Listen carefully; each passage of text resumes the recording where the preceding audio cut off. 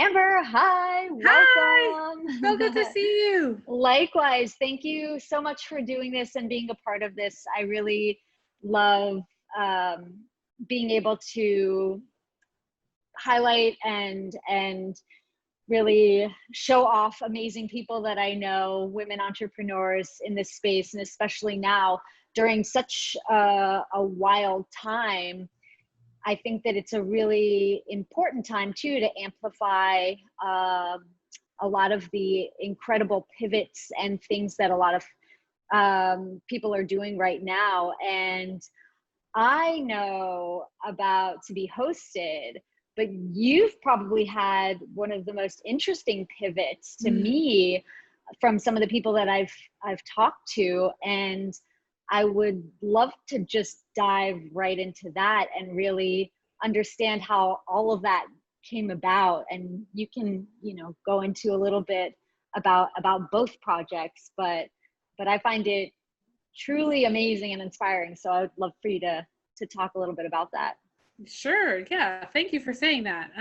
It's been such a wild year. So, To Be Hosted is a business I started in 2017 to do pop-up dinner parties, specifically focusing on chefs, artists, and musicians of color to share their stories and give them a platform within the hospitality industry.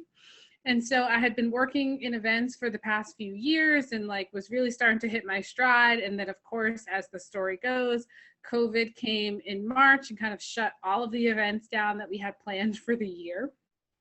At the same time, I was already starting to kind of look for ways that I could expand my work beyond just those intimate dinner parties.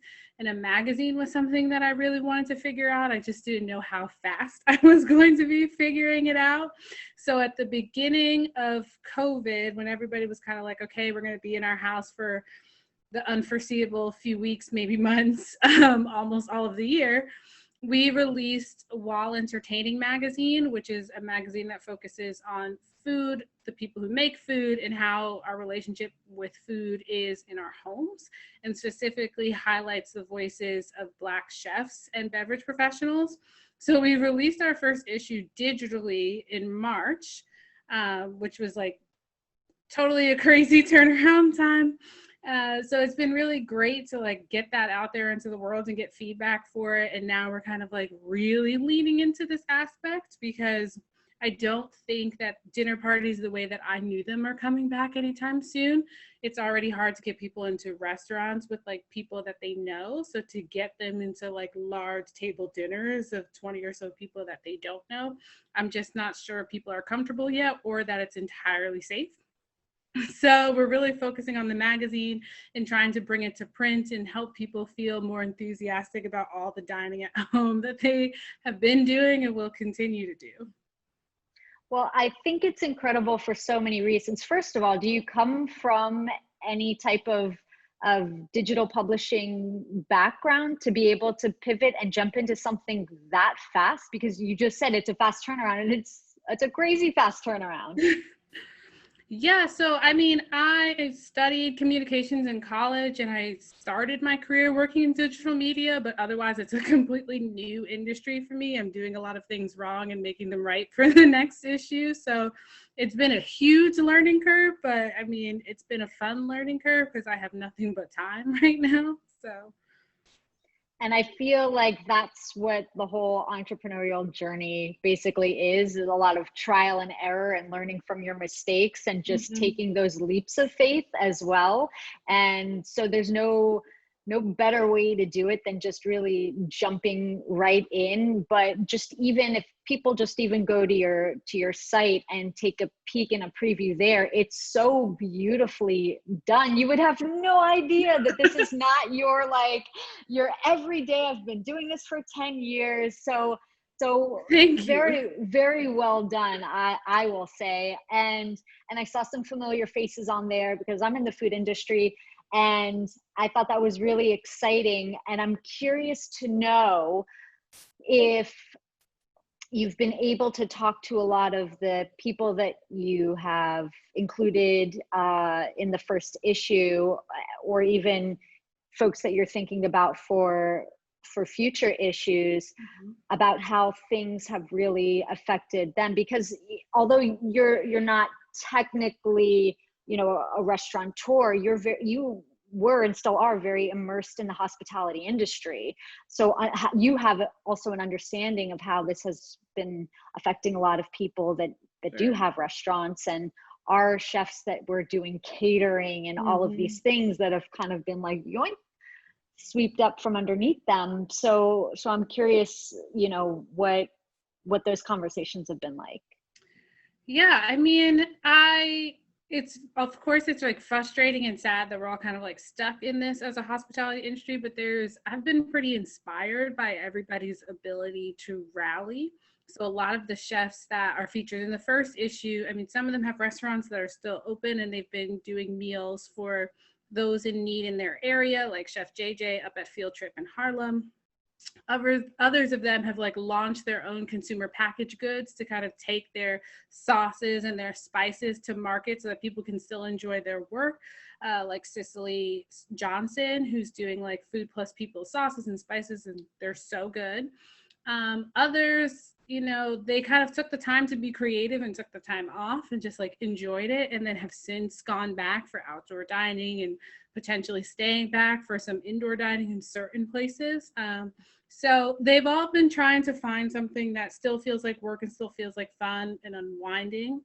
And for the second issue that's coming out in February, I actually asked all of those participating chefs to write letters about this experience, which is like, I thought it would be a good exercise for them. One, to just like get all their thoughts out, but two, can really like take us inside of what it has been like for them in this past year. So, I mean, I've just started reading all of those, but I'm just so inspired by the ability to rally of our whole industry. So that's been a lot of the conversation so far. I 100% agree. And it is so fascinating, and to your exact words, inspiring to see what a lot of people have been doing, and the changes, and implementing everything from the outdoor dining, and none of those things are, you know, just a snap of the finger. You have to really take the time to do all of the planning and everything. And then especially those who are now going toward the indoor dining, I mean, that's a whole other thing too, filtration systems and contact tracing abilities and everything. So the people who are still in the game, it's incredible. And I have so much respect for everybody who's doing everything that they're doing, because it's not easy, for sure.